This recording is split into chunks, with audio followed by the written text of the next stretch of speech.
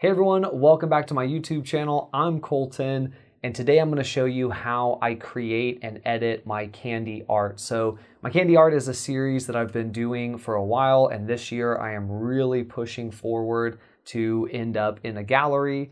And so I'm going to be working on a set of candy that I think is really going to be interesting and fun. And I thought this would be a great opportunity for you guys to go through that process. So I'm going to talk about the gear that I use. We're going to do the prep work. We'll get everything set up, take all of the photos, load it into the editing software. I'll edit one of those photos and kind of show you what my process is, and then we'll view that final product. So without further ado, let's jump into the studio.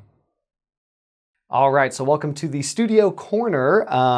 This is really in the same room. I film all the videos over there. The camera usually sits here pointed that way, and I've just reversed it, and now we are magically in the studio. So this is a pretty small space. There are some significant limitations here, but I am super grateful to be able to have this and just have it set up 24/7. I think that really helps with motivation because there's not a whole lot to set up. It's always ready to go.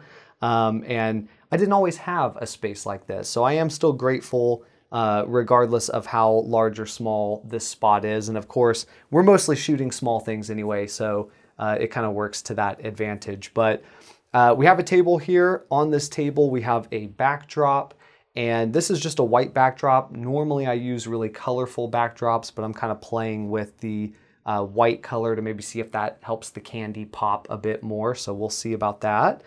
And I used to use construction paper. I used to use seamless paper. The benefit being cost is usually pretty cheap, especially on construction paper. But with that type of paper, there is a lot of texture. And so that can be a bit distracting, and that's why I've moved away from construction paper. And then really seamless paper and construction paper both have an issue whereby a lot of candy has oils on it, and that soaks into the paper immediately. So if you want to move things around and make little adjustments as you're shooting, you then reveal all these really significant stains, and it doesn't look good. It adds a lot of time to the editing process, and then you end up having to throw away the paper after each use. So I got this sort of like plastic or PVC stuff. I don't know exactly what it is. I'll look it up and put it in the description. But the nice thing here is I can spray some cleaner on, wipe it down real good, and get rid of any kind of dust, hair follicles, sugar, anything like that that might be on here, and have a nice clean surface that I can reuse over and over. So I've been really liking this material to work with.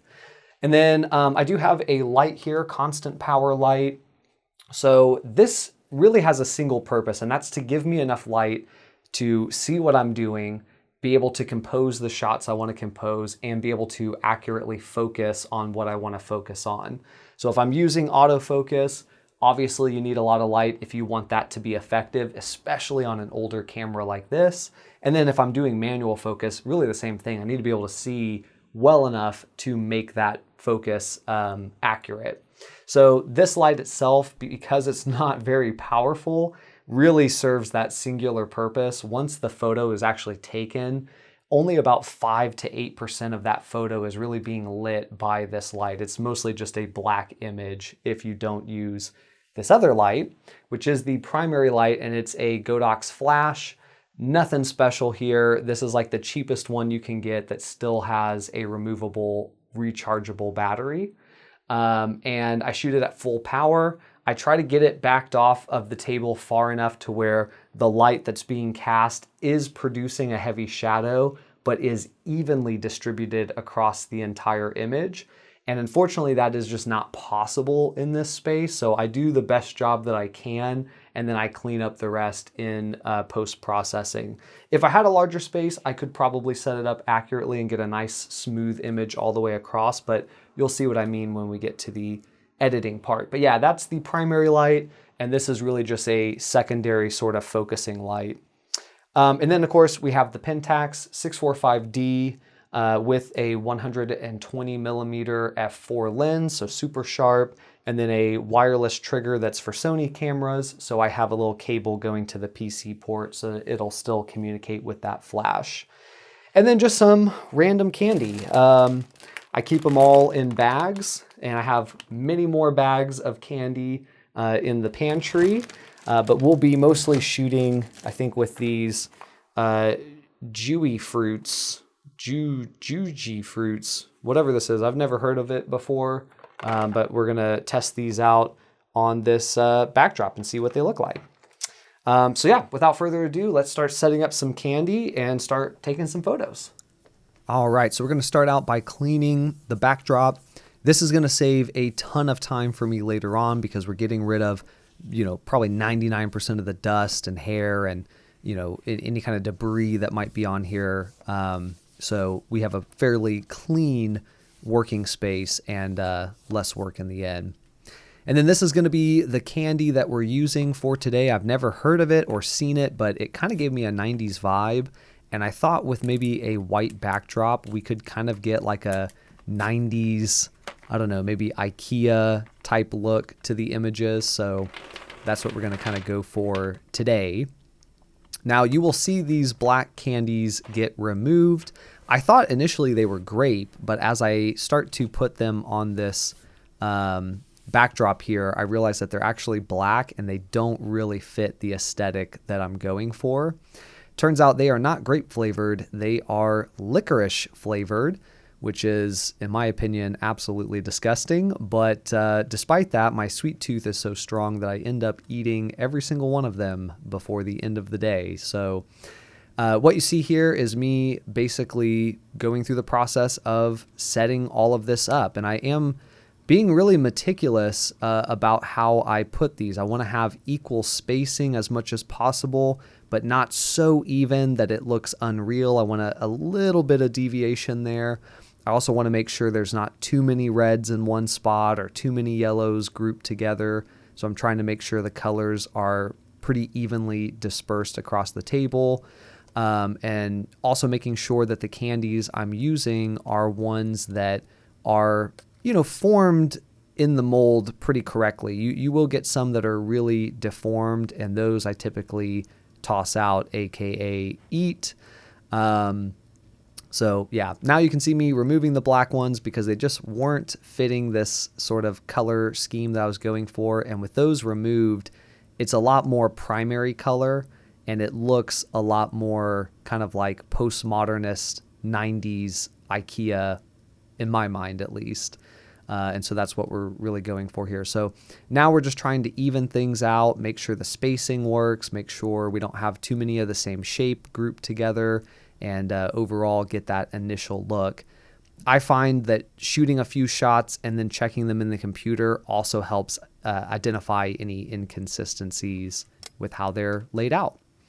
And now we jump into the photography portion of this. You will see me eat some candy as we go, which is definitely my style. But yeah, we're doing some initial test shots, just making sure everything looks good.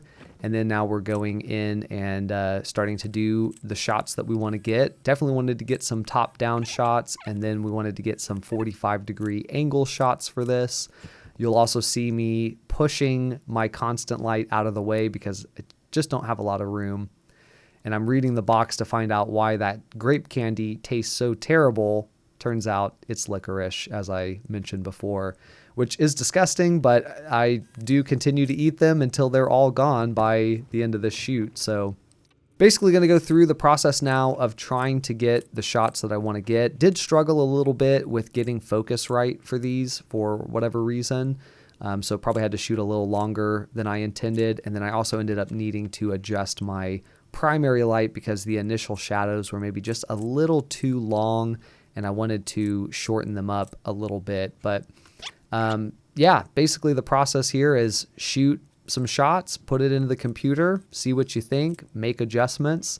Those adjustments might be in how you position the camera, and they might also be in the, organization of how the candy looks. And you just go until you get the shots that you're really looking for. And that's what we did here in this batch.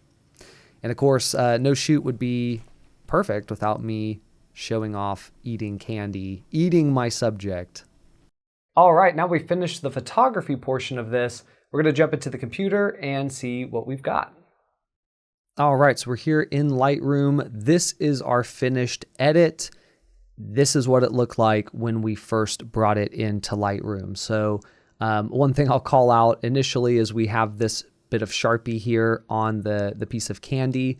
Usually I have no problem getting focus on the candy, but I was really struggling with this candy for whatever reason. And so I just put a little Sharpie here so that the camera would have something a little bit more concrete to focus on, and that really did the job. So we also went through the process of removing that. But yeah, this is the image as it comes out of the camera. There is a little bit more darkness across the bottom and the left-hand side here. Part of that is just due to the shadows that we have sort of cast and how close the light is still to this image. We can't quite set the lighting up because of the size of the studio space. But also I think there is maybe a little bit of an issue with the sensor or shutter where it does kind of routinely have a little bit darker quality to this corner. Even if you flip the camera and shoot it upside down, that darkness will then sort of appear on this other side. So it's sort of two problems in one, but we went through the process of removing that as well. So again, this is the finished image. I'm just running down what we did. We have some, little bit of adjustments to the exposure of the image globally. And then also we warmed up the image just a little bit because it was seeming a little cool for what I was intending. And then also added in just a little bit of texture here. A lot of the edits to the color obviously are impacted a little bit by exposure adjustments, but obviously also here in the HSL. So we made some adjustments to the hue, very small adjustments, nothing crazy. Boosted the saturation on a few of these just a little bit. And then also made some adjustments to the luminance, more so to get the colors to be more accurate. But accuracy is not a goal of mine. This is intended to be art. This is not intended to accurately reflect exactly how the candy looked in real life. I allow myself some discrepancy there, but also with the realization that if the colors get too fantastical, if that's a word, then the viewer's going to start to not really buy in to the image anymore. That's my personal opinion. So I want to keep these realistic. I want to make them pop and make them fun, but not break that realism barrier too much. So, basically just minor edits there, and then just a few tweaks to sharpening.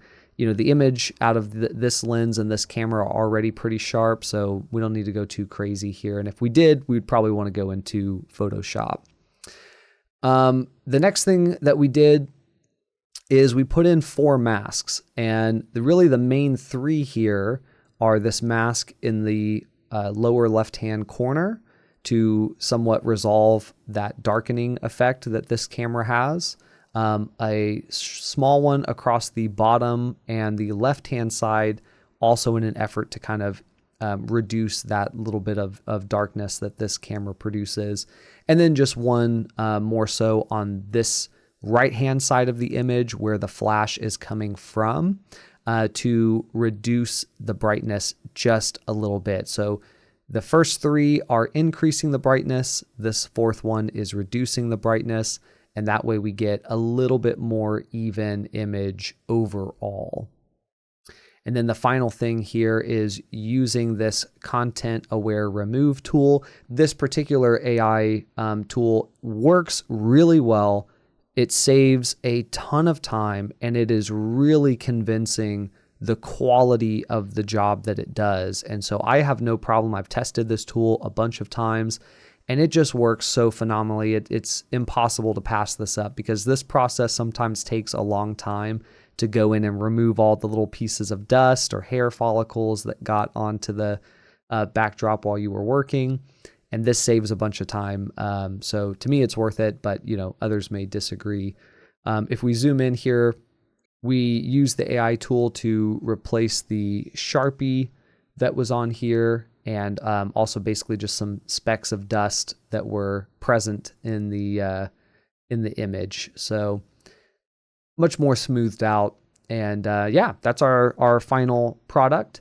So this is before, little less contrasty, slightly bit more blue, obviously had some dust and things on here. And then the end result, warmed it up just barely, removed all the dust, added a little bit more pop and contrast to the colors. And I like the way it looks. So we'll export it, upload it, download it to the phone, and then see how I feel the next day, maybe go in and make a few additional tweaks. But yeah, that's where we ended up. All right, so that is the process of how I photograph all of this different candy work that I've been working on. And this is the final result. This is the image so far, at least for now. We'll see if I want to go back in and do any edits afterwards. But hopefully that gives you some good insight into what I do and how my art goes from being candy on the shelf somewhere to being some candy in my stomach and some candy in a photograph. But that's my process. If you have questions about how I do anything or anything that was left out, please do leave those in the comments. I'll do my best to answer every single question. And then also, if you have thoughts on this process or opinions, do drop those in the comments below as well. If you liked the video, got anything out of it, do give me a thumbs up. And then hit the subscribe button if you want to see more content like this or join me on my photographic journey. But for now, I'm Colton. I'll see you in the next one.